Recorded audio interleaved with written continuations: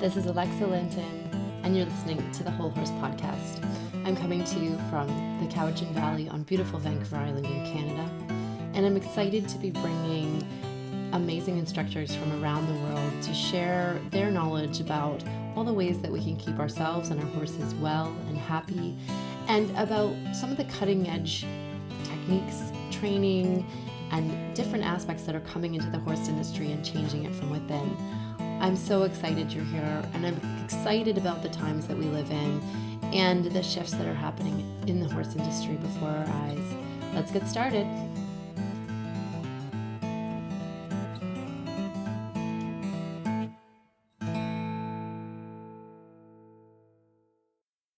Hi everyone, it's Alexa Linton here, and you're on the Whole Horse Podcast. And today on the podcast, I have a guest who is returning, and I couldn't be more excited to chat with her about her new book. I have Hannah Weston here, and her book is called Connection Training, and I have been absolutely eating it up over the last couple of weeks. Hannah, congratulations. Oh, thank you so much. I'm glad you're enjoying it. Yeah, I'm loving it. And welcome to the podcast again. Welcome back. Yeah, thanks for having me again. Oh, you're so welcome. I was admitting to Hannah earlier that I have not had a chance to try this out with Diva yet, but that I am very excited. And I've been employing. Actually, that's not true. I've been trying a few things with her, and I know in our last podcast, Hannah, we talked about how Diva has a tendency to get a little bit overexcited around food and treats, and so I loved some of the pieces that you talked about in there, and I'm really excited to talk with you about the emotional states of horses and how this kind of all weaves in today. So yay. For those of you who want a very amazing book on training, go out and get this. When does it launch, Hannah? On the 9th of November. It's released, awesome. But you can pre-order it straight away. So excellent. Go on, pre-order. It's amazing. And this podcast is probably coming out right before it comes out. So if you're listening, it's probably already been released. So go on. Where can people get it, Hannah? Amazon's probably the easiest place. Okay. So wherever you're listening from, just your local, your country's Amazon website, and you search for Connection Training, it should come up. It's available in paperback and ebook version. So fantastic. Great. So we're going to dive into it today. For those of you who are out there that are going, what is this about? And, why would I buy this book? And why would I do this work? We're going to get more into it today and start to unpack some of the things, at least in the book, and what Hannah and her mom are up to, and yeah, just the real. I don't know about you, Hannah, but I'm super excited about it feels like we're in a pivot point in the horse industry right now in terms of training. Yeah, I hope so.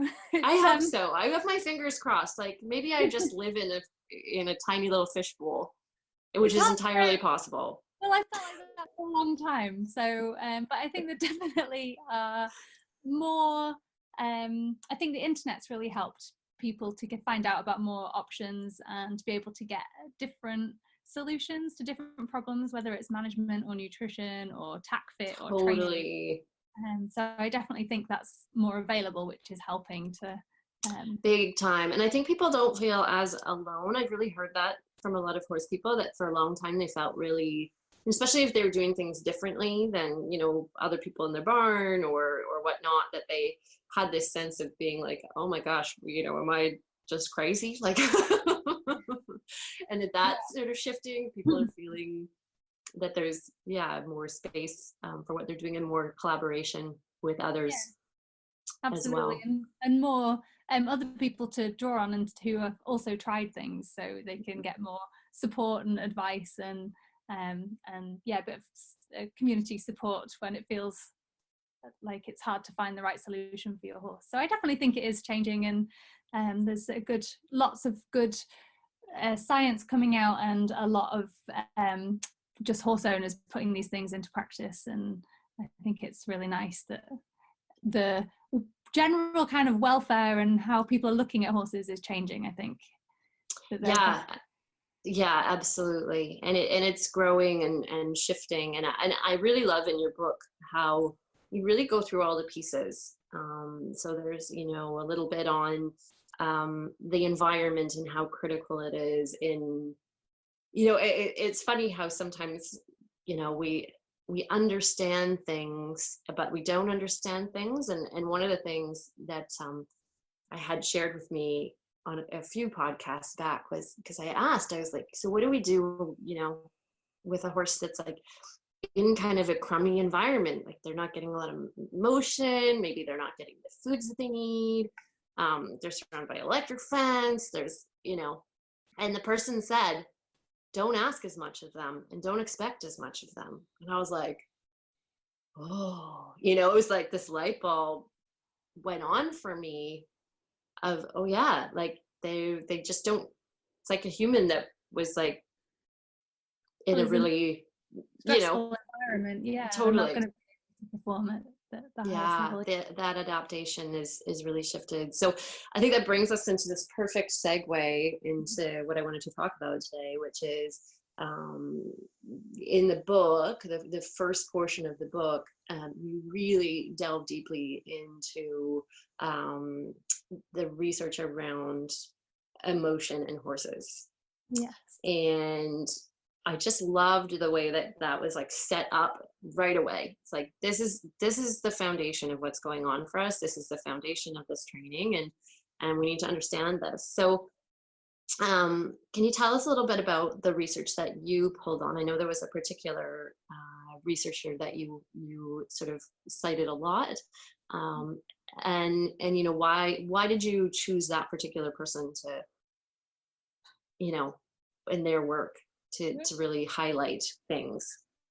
Yeah, so the man that you're referring to is an affective neuroscientist named Jaak Panksepp. So affective neuroscience, obviously neuroscience is the study of the brain, and then the affective bit is to do with emotions, so as in how it affects things, or you feel affected by things. So it's the study of emotions in the brain, basically, was his area of study for his whole life. And it was actually my mum, Rachel, who read his book, was the first of us to read his book quite a few years ago. And there was his first book, which was it's very dense. It's a very dense textbook.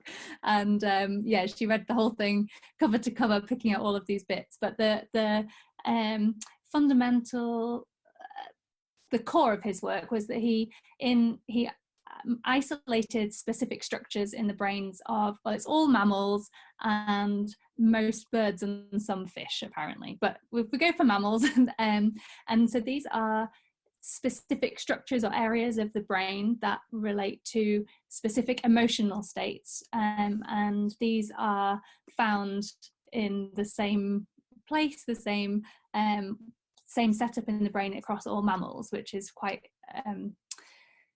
is fascinating, really. And if you think of the connection and the similarities that we see between us and our horses and dogs and other animals, you can kind of really understand it. So there are should I dive into the 7 emotional states? Let's do it. Let's get into it.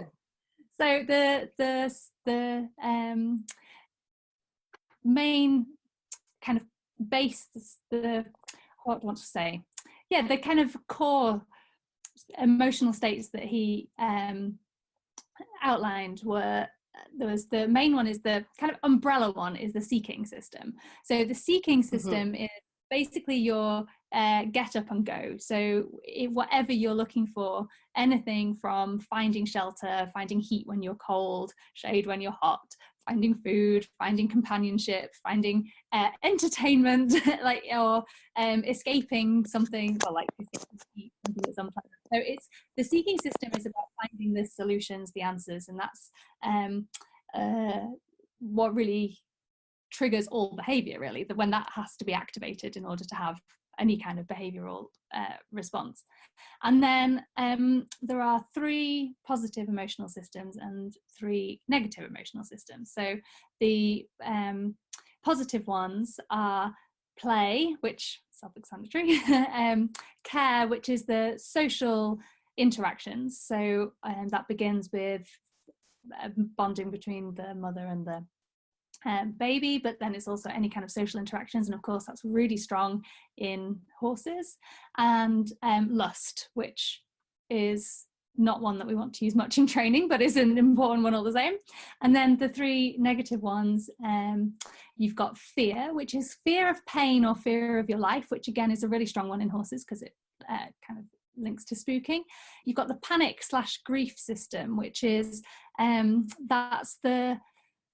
so often fear and panic are used as terms interchangeably, but the fear is a kind of physical fear, whereas the panic is social fear, so social loss. For horses, that's also really strong because they are herd animals. So they are a lot of animals have a really highly sensitized panic system when they are young. So they don't leave their mother's side and they remain in that protection. But as they grow older, that kind of the situations in which that will be triggered is diminished so that they can go off on their own. But in horses, it's strong for their entire life because they need to stay in this herd.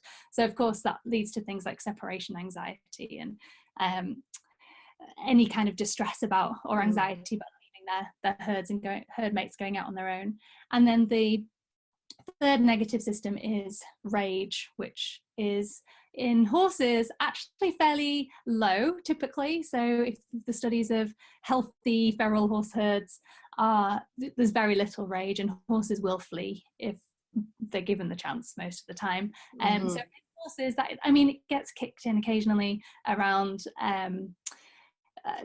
stallions, and there will be some level of kind of fighting and things, but then it's mostly triggered in horses when they feel fear but they can't escape a situation. So that's when you start to see more of that. And then resource guarding is another area where you get some of that in domestic horses, which is not something that's seen in feral horses as well, because they don't have restricted access to resources. So, yeah, exactly. So you've got the three positive ones and the three negative ones, and the kind of umbrella system is the seeking system, but the seeking system feels good when it's switched on. So that's technically kind of a positive one. Yes. And the way, yes. But the seeking system is also the thing that gets you to avoid pain or discomfort or anything else. So it's important to understand that it's still active. It's just when the horse is looking for a relief of pressure, but it's along with, because of course they don't just work individually, they all work together, and they're kind of lots of complex relationships depending on what's going on. So that's the one that really kind of drives the behavior. Okay. Yeah. And I noticed that sense of, like you were just saying, that there's a complexity, there's, it's not kind of, it doesn't seem to be like one or the other, like it's not so black and white as that. There's a lot of nuances within this. So can you speak to a few of those nuances and perhaps maybe some ways that they might relate to when we train in particular? So one example, now I don't know, we went to a really great 2-day seminar with Panksepp a few years ago, and this is really just touching the surface of his work. And of course, if you are an academic in that area, I am sure there's an awful lot of a lot more information and a lot more complexity. So I just want to say that we're really kind of taking this as a basis of assessing horses' behavior. And when you really look at the behavior through the emotional lens, it really helps to make sense of why they're doing what they're doing and how we can help them, and that these emotional states are obviously the triggers for all behavior. So it's really nice to have that understanding. So if we're looking at it from a training perspective, one example where you might see them, a few different emotional states active, could be if you're, say, working on despooking. So if you're doing a despooking session, you'll have some level of fear arousal, because you have to have some exposure to the thing that is causing the fear in order to help the horse overcome it. Obviously, you want that to be at a low arousal, so that's keeping the horse under threshold, but there will be some fear in there because it has to be there to work on it. You're going to have the seeking system involved because you want them to be looking for the answers, like starting to trigger their, you know, curiosity and their really finding a solution to overcome the fear. So you're going to have the seeking system in there too, and ideally you're going to want to have things like the care system. So that's the relationship between you and your horse, the trust that they've got with you. We've all seen horses who will go somewhere with one person that they know and trust, whereas they wouldn't maybe go to that place with somebody else that they don't have that relationship with. So that piece is really important as well. We like to bring in a lot of play that gets the horse feeling kind of joyful and just in that kind of fun frame of mind too. So that can either be physical play, depending on the horse, which might be kind of running around or posturing or things like that, but it can also be kind of mental games too, that they quite enjoy the puzzle of whatever it is, pushing balls or whatever their favorite thing is, just interacting with the spooky thing, like getting them to kind of nudge it or kick it or stuff like that, that they enjoy. And that's of course going to be different to each horse. So there's always going to be more than one state going, and it's just about finding that balance between them to try and bring out as many of the positive emotions as we can while reducing those negative ones. And I noticed one of the very first things, I can't remember what the name of it was when you're first kind of connecting with your horse, there was this one exercise that you did where the empower your horse exercise? Yeah, that one. And I found that super fascinating because you looked at a couple of different, I think it was in that one that you looked at a couple of different horses and one horse that was particularly spooky, and how she responded to this. Would you take us through in terms of the emotional responses of this particular horse? She's a lovely gray. This is Leo. So Rachel should be here for this really, because she was the one that did that. So this was an exercise that Rachel got from Rachel Dreismer, who wrote Equine, was it Language, Signs and Calming Signals of Horses, something like that. Yes. And so the exercise is that you put like a novel object out for the horse, like a picnic blanket or something, and then you put food on it initially, and you just step back and let the horse see what they do. And of course, if your horse is really confident, then they'll just go up and eat food and probably throw the blanket around to make sure there's nothing underneath it, and you can really see that clearly. But with Leo, who says she's a rescue, Rachel has she's co-founded a rescue centre out in Spain with one of our coaches, Claire Waldron, and Leo is one of the rescues that came to them. She'd been rescued by another woman first, but she has had quite a difficult history. And it was interesting. So they put Leo in the arena and they put the blanket out with some apples on, and then they just watched Leo to see what she did. And it was interesting to see how she just ignored the blanket completely.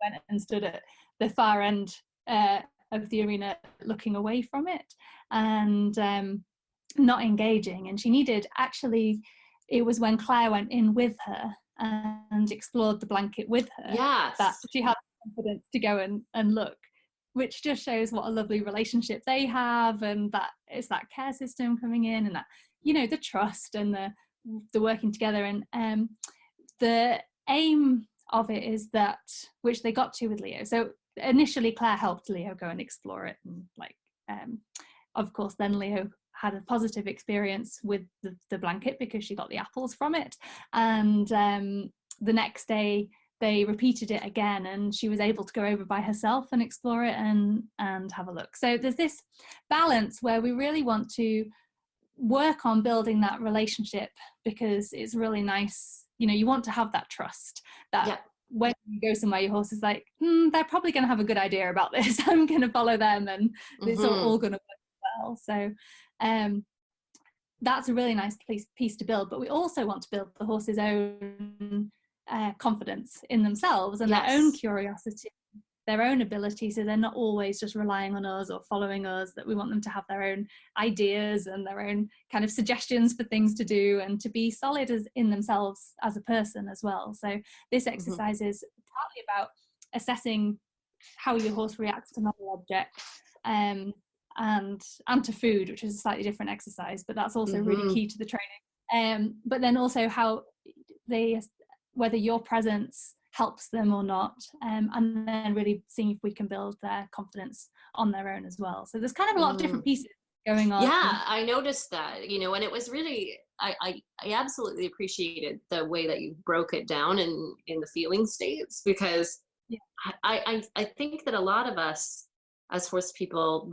it's like we kind of get it. Do you know what I mean? Like, but there's this real clarity that comes when it's like, oh, this is the seeking state, and this is the care system, and this is, you know, like, this is understanding it on a physiological level and on that emotional level. I think really, it gave me a whole other level of nuance that I really enjoyed. And there was, you know, a couple of other, one of the ones that I really liked and I'd love to try is the outside the round pen exercise. So can you explain a little bit about that? So we might have to back that up, I wonder, around talking about food first, but wherever you kind of think, because I really loved that sense that if a horse is sort of more in their arousal or fear spaces, that we can both keep ourselves safe and help to keep them feeling really safe as well in that exercise.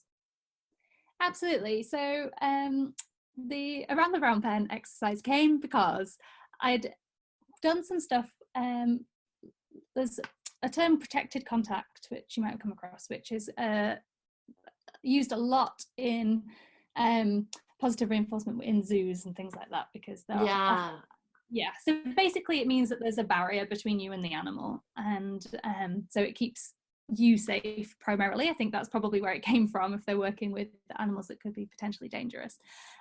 But it's also helpful, and it's something that's been used a lot for a long time in clicker training horses, to, for example, when you're introducing them to it, if you have got that excitement about the food, to teach them to step back, to stay in their own space, to initially do that over a stable door or a gate or something, so that you're safe, but B, you don't get into that mess and muddle of them pushing on you and you having to push them back, and it just kind of gets a little bit, can get totally keeps it cleaner, and which helps everybody learn. So I'd done that before, and then, but horses are physical animals and need to move, and I found that and have since now use a lot of movement right from the very first session, that we're walking together and moving together right from the get-go.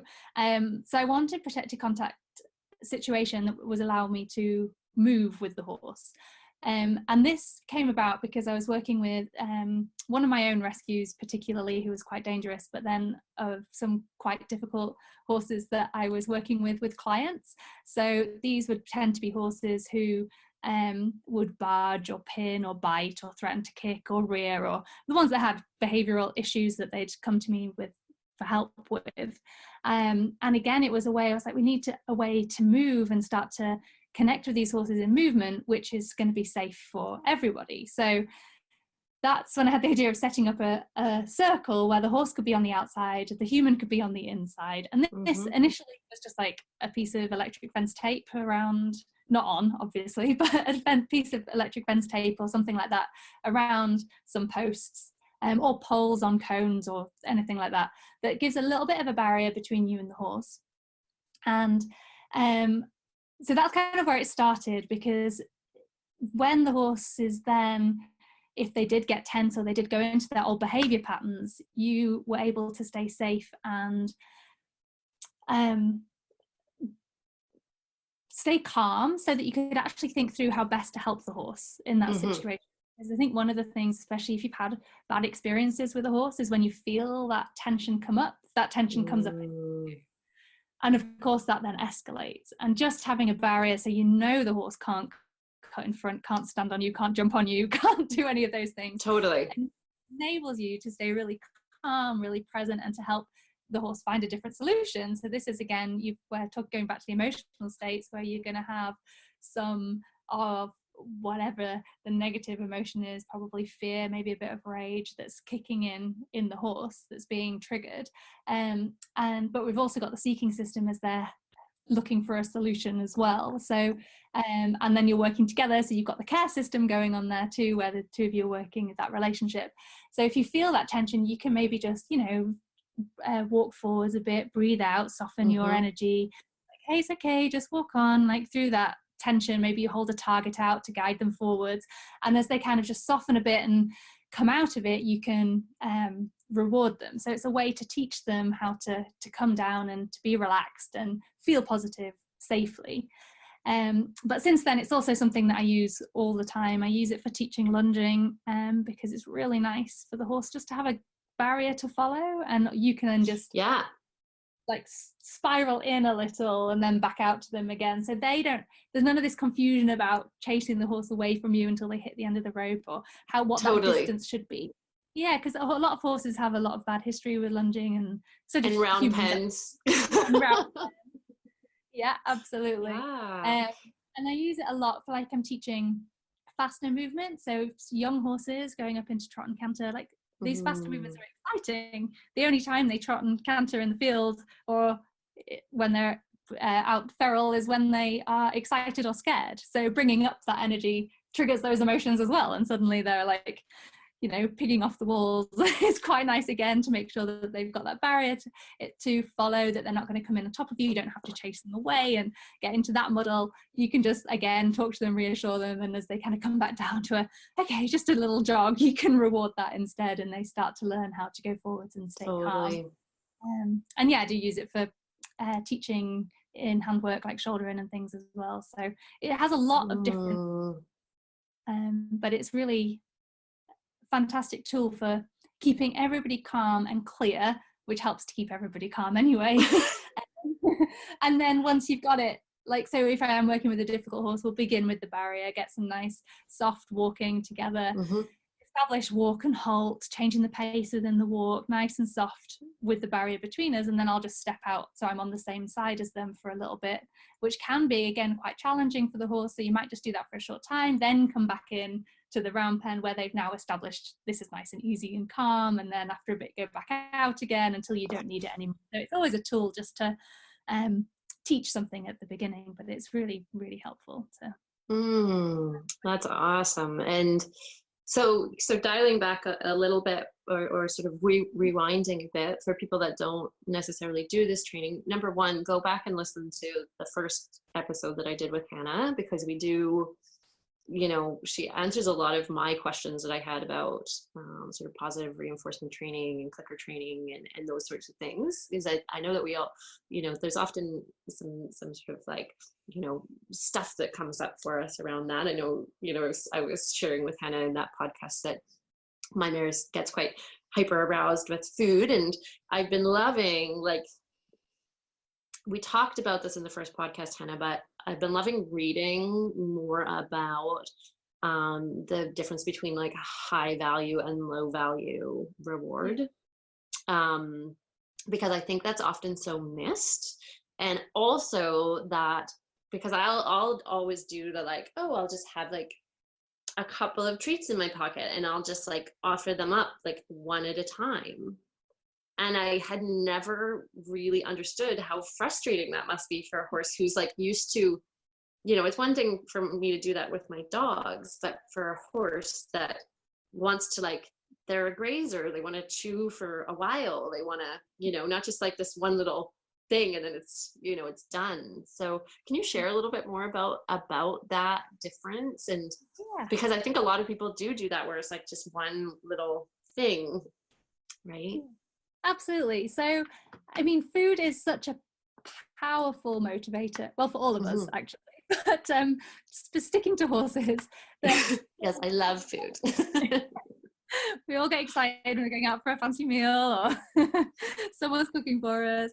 But with horses, even if you're not training with food, you are, in a sense, just through the way that they're handled and things. So, when you go to the feed room, that all the horses start to get excited. They know what that means, and you can see how different horses respond to that just at the anticipation of a bucket. And you can see that some of them get like super excited and start pacing and banging, and other ones just kind of wait quietly. And you know, there's quite a lot of innate differences, which is partly personality and partly history with food as well. So there are a lot of things that can trigger tension around food, which I think a lot of horses go through. So things like stressful early weaning is a situation which I would say nearly every domestic horse goes through, unless they're in a very thoughtful environment, that they are, before they're ready, 6 months, maybe way too young, taken away from their mum. It's very abrupt, and often that's not I think that is quite a strong trigger. Any kind of food deprivation. So again, horses are grazers. They're supposed to be almost constantly eating. So if they've had situations even where they've been in like a stable overnight, where with one slice of hay, they finish it at 10 p.m. and nobody comes in till 7 a.m. the next morning, and they've gone for those 9 hours without eating, which causes like acid and things like that. So I think that's just a couple. There's also there are a lot of others, but so I think that even in kind of management situations, horses can be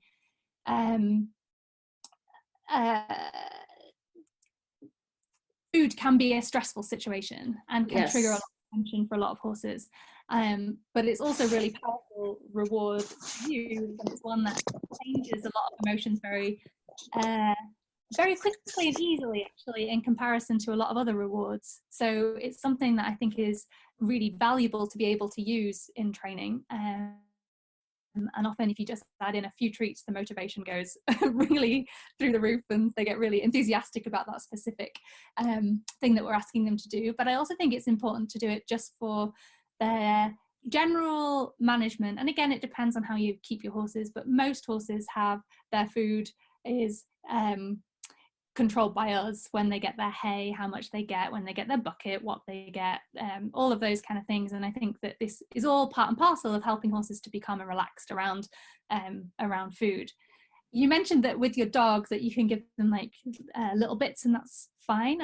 And of course it's fine with dogs. Dogs are scavengers, they're hunters, they're designed to like go and have a little bit here and there. And I think, and this is my personal theory, but I think one of the reasons why horses find it so difficult and do get that frustration, that anxiety, that tension is because they are grazers. They are designed to have pretty much constant food, that if one horse eats, they all eat. So you never get a situation in the way horses have evolved where one horse will have resources that the others won't.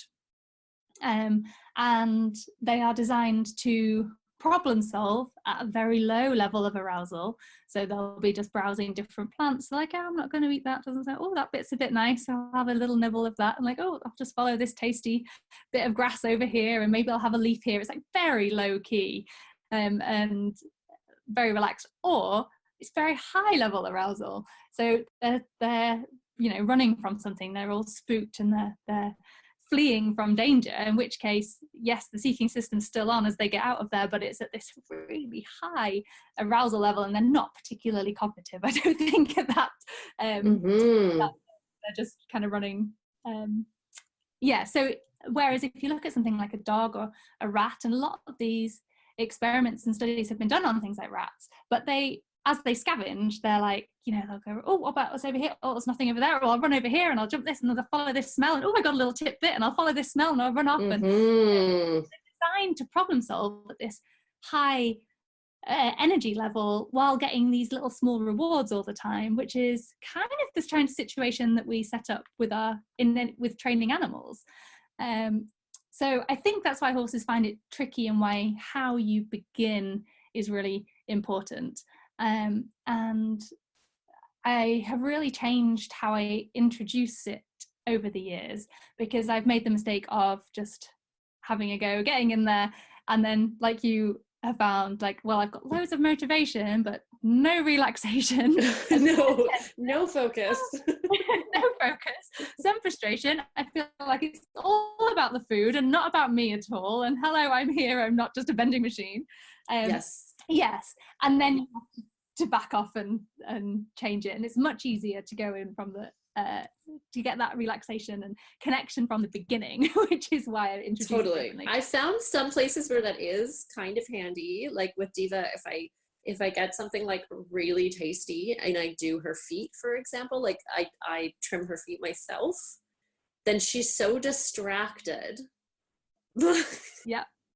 by like the fact that there's tasty treats that she will like forget that I'm even lifting her feet up, because she's just in this like anticipation, you know, and it's probably not a great way to use it, but I sort of sometimes We're making some very good associations with hoof trimming. And she is, and like every time, you know, she holds her foot up for a while or you know, puts it down gently, like I treat her and she's like, this is amazing. So in those cases it seems to be good, but in any other training I have not found the distraction helpful. And it's not particularly distraction that you want, because if they're so focused on the food, they're not going exactly to focus on the other stuff. But you do want those positive emotional associations. So you do want, like, oh yes, we're doing a shoulder in, or oh yes, we're standing quietly, like just like, yeah, I can do this. Well, and I'm just realizing as well, when I'm trimming her feet, she's also eating hay. Yes. Right. So she's getting a low reward and chewing, and then she also gets a high reward. So I just thought of that as well. Yeah, and that'll help to reduce that frustration as well. So totally. Coming back to what you were saying about the low value and high value food rewards. Now, food's not the only reward that we use, so I don't want to make that clear, but it is a very powerful one, and it is one that we use a lot. So it's definitely important to talk about. The low value food rewards are things like hay, like you just said, and they're ones that the horse is not going to be that excited about. They're like, oh good, mouthful of hay. And the high value rewards tend to be the things like carrots and, you know, bagged horse treats or polo sugary things. Exactly. The horse sweets, things that get them really excited about. And so the way that I always begin now is, first of all, establishing relaxation around, I think we talked about some of this last time as well, so I don't want to go into too much detail, but establishing relaxation around food plus me. So that can just be, if you're eating a hay net, can I stand with you? Because some horses find even that stressful. Right? The extreme versions, of course, they'll resource guard and kind of threaten you to move away. But even if they start like eating it faster or grabbing it, you're like, oh well, we're not quite relaxed even with me being here with you eating, so let's just start there, which isn't really doing anything. You'll just go to the point where you start to see the horse kind of clocking you, and then you just wait there until they relax, and you back off a little bit, and then you go again until you can go and groom them and be with them and things like that. And then when I start training, I now always start off with the lowest value reward that I can, because it's interesting with all of the kind of other training techniques that I've done over the years, I would say that one of the biggest difficulties to get is the kind of enthusiasm from the horses. So they'll kind of do it, but they would rather be doing something else, quite frankly. And stopping doing it is a reward, or it's technically a relief of pressure, but they're like, oh good, we've stopped. And that's often used as a oh, you did a really great try there, we can stop doing it now. You know, that is used as a training technique. And what I really want to get with the horses is that they want to carry on, that actually, you know, stopping, like, it's okay, you did really well, have a jackpot, like we're just finishing because it was really great, like they're like, but I want to do it again. And to keep that enthusiasm. And with reward-based training, when you start to add in even a little bit of food, the motivation tends to go really high. So it's usually easy to increase the motivation by increasing the value of the reward. So you bring in some carrots or some mince or something, like you've said with Diva, suddenly she's like, I can do this, of course I can. So the best way to start is with really low value rewards, and just enough so that they give them a little added clarity, a little reward, a little bit more motivation, but they're still relaxed, they're still connecting with you, they're still thinking about what they're doing.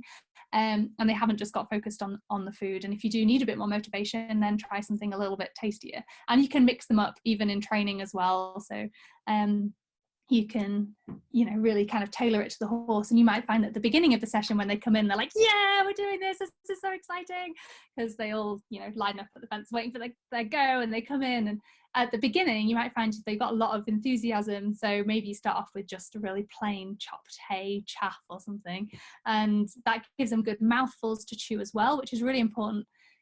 Going back to the emotional systems, the horses actually, well, all brains learn when the seeking system switches off, which is quite interesting. So the seeking system switches on, finds the solution, even, and switches off again, or decreases in its activity.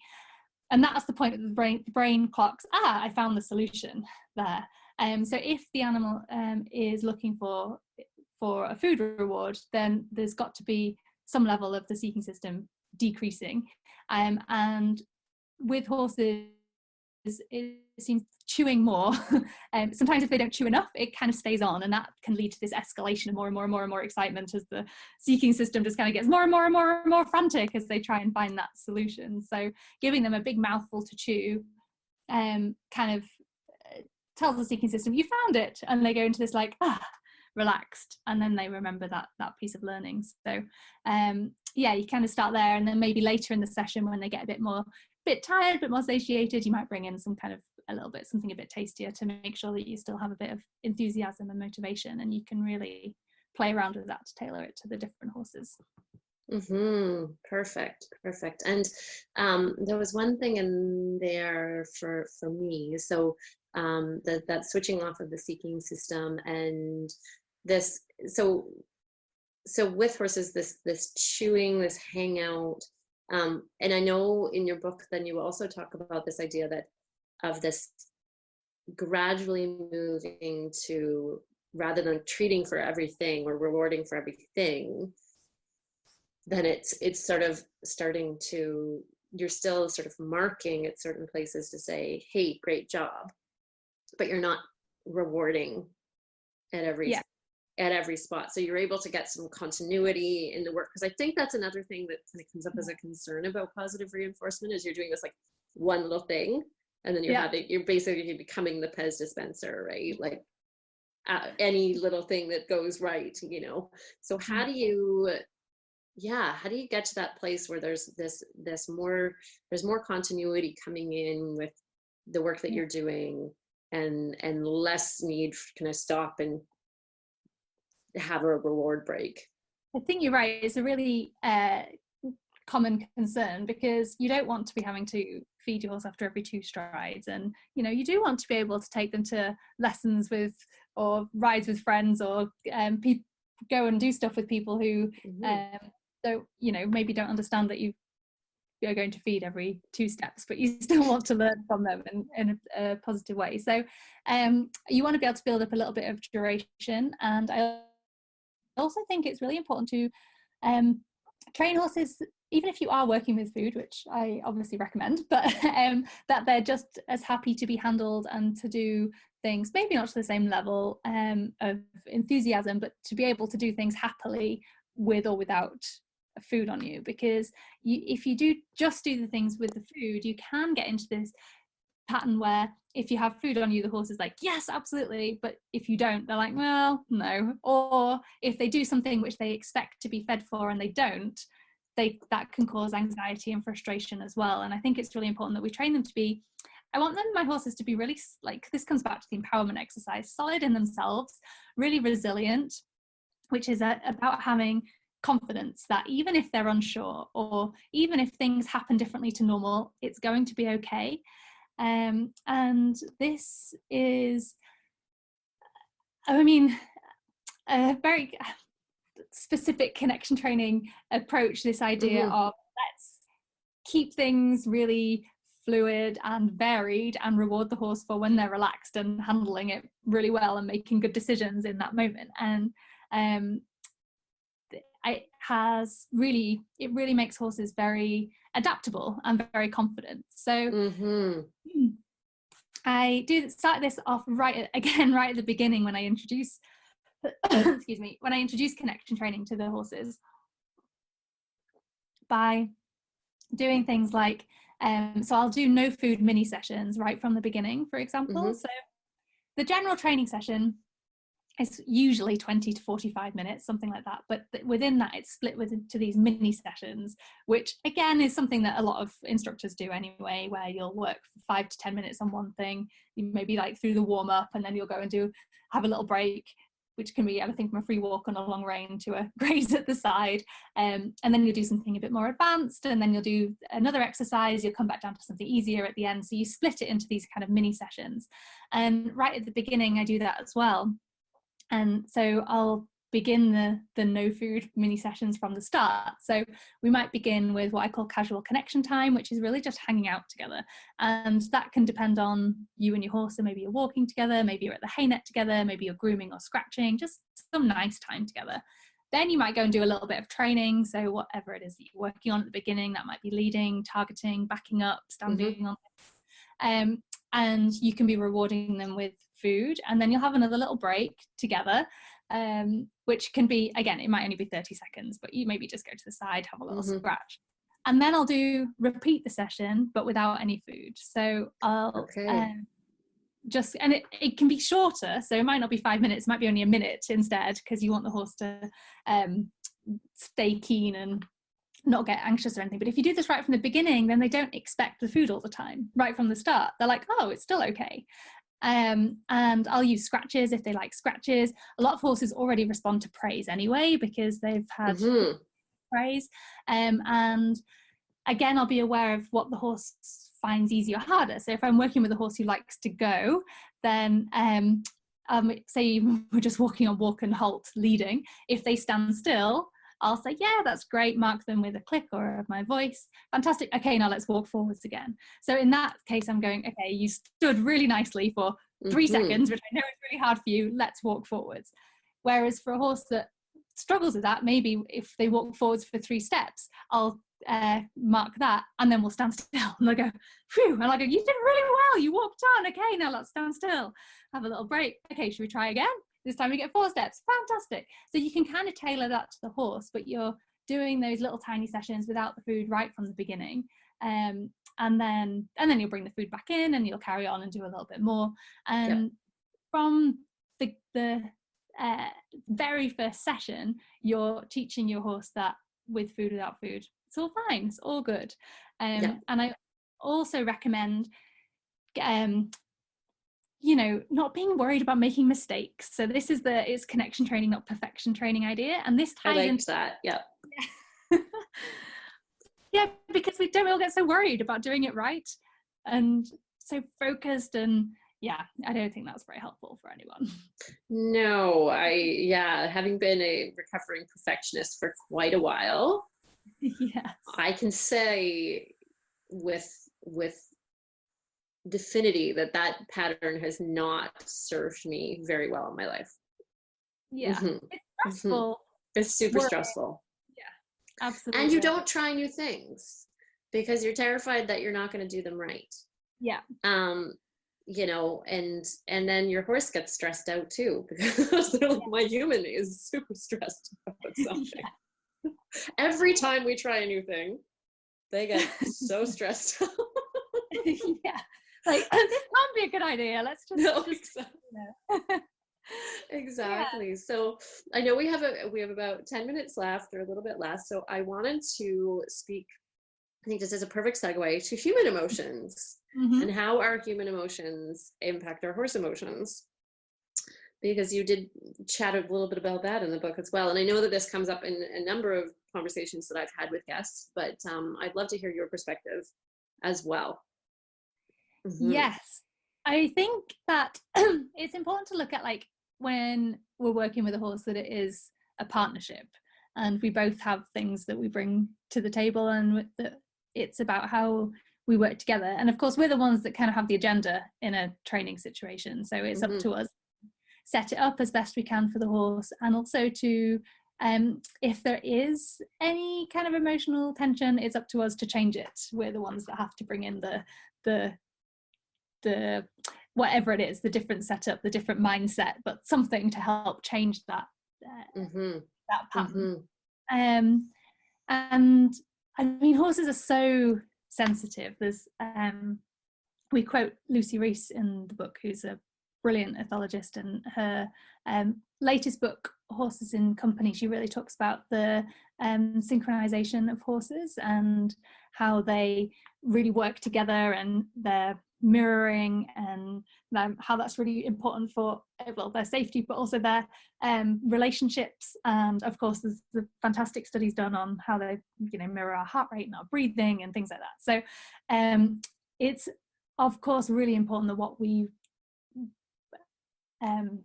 bring is a calm mind, and that we're present, and that we are relaxed, and that we're kind of confident. And being confident doesn't mean you know all the answers, but you're relaxed even if it doesn't go 100% right, that you can be Totally.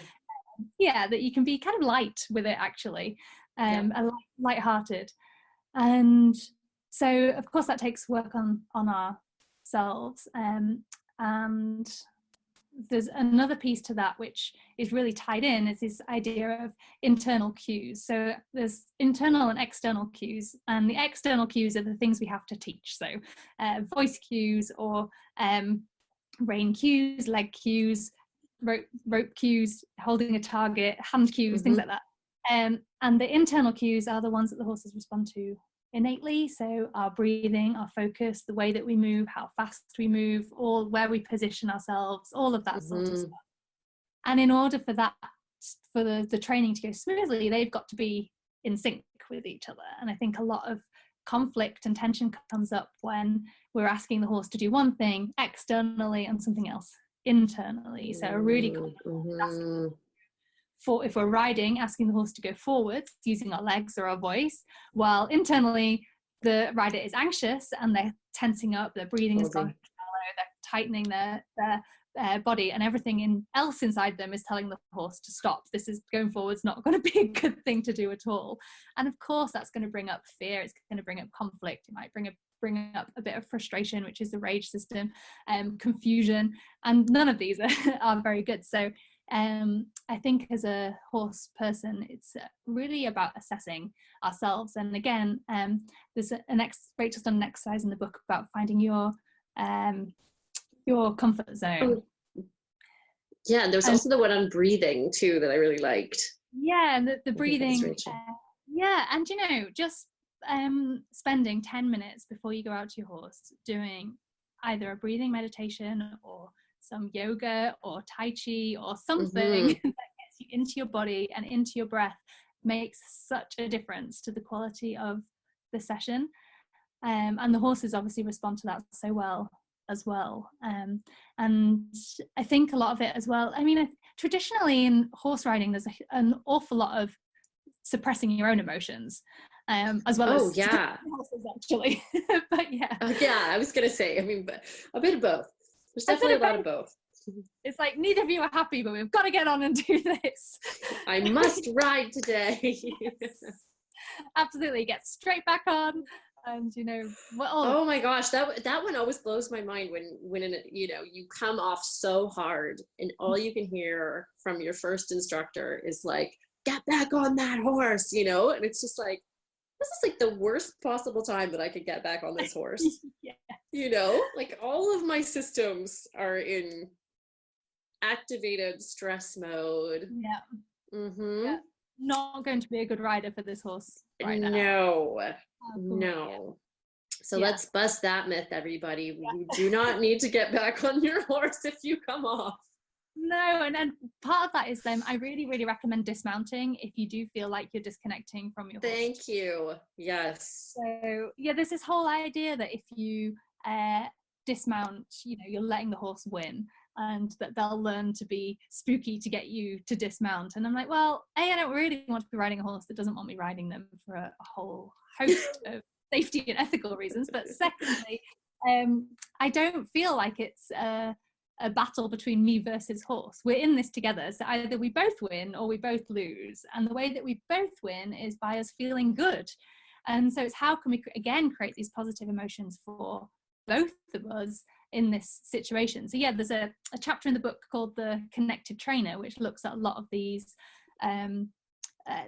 like you said, the breathing techniques and the comfort zone exercise, where you find it's just spending a bit of time finding out what how you really feel, because we tend to get stuck in our heads about what we should be doing without really stepping back and getting into our bodies and finding out how we feel. But our horses are picking up on it. There's also that awareness of the internal cues. And then I think part of it as well is that mindset thing. So like the perfection training, not the connection training, not perfection training idea, which is, you know what, if it's a bit muddled or it's a bit confused or it's not going right, it doesn't matter. Just smile, take a deep breath, and when your horse relaxes and you relaxes, reward that.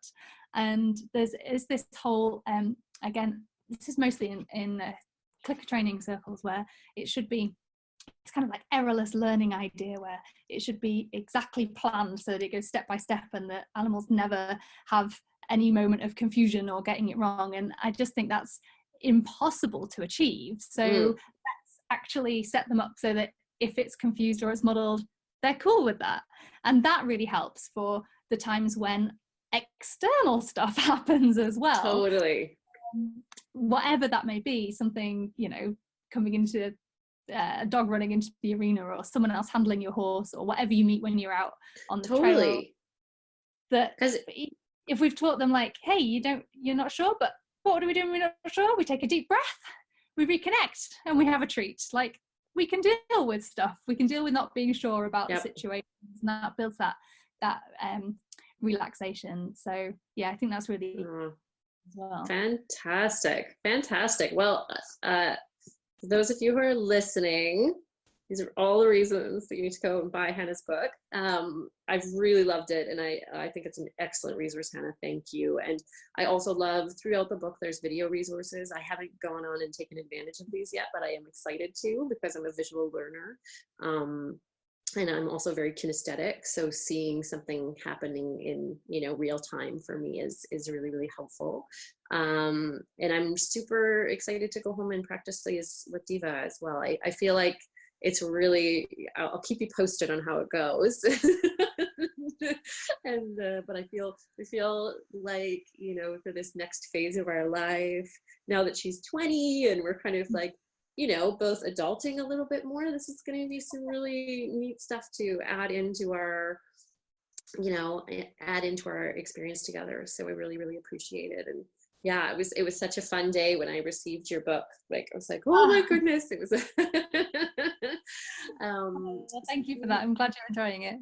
I'm just totally enjoying it. For those who are interested, the book is called Connection Training, by Hannah Weston and your mom, Rachel, I want to make sure I get this right, Bedingfield. And yeah, you can get it on Amazon. And then what are other ways to get in touch with you, Hannah, for those who have listened to the first podcast? Well, just to say that quickly, we're also doing, there's a book launch online conference as well. So starting from the 9th of November when the book's released, there's a video a day for the conference for 3 weeks with some Q&As at the end. So that's perfect. Videos from Rachel and I, and also our coaches, and then there are some other equine professionals who have case studies in the book, and they're doing some videos as well. So access to that is free if you so when you buy the book. So as soon as you buy it, you can sign up on the conference website, which is book.connectiontraining.com, but you can find it all if you go to connectiontraining.com. You'll see there's a tab there called book, and that has all of the information about it, and you can download the first chapter for free too, which has a lot of stuff about the emotional states in it. Totally. Take a sneak peek at that as well. So that's the best place to find us, is connectiontraining.com. Fantastic. Thank you so much, Hannah, for coming on today. I excited to get started with this stuff, and for all your work with horses and in shifting our understanding of training. It's very appreciated.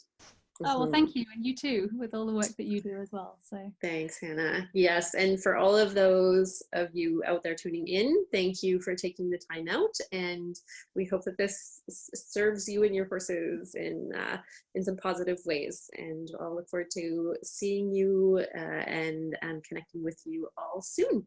Okay. Bye for now.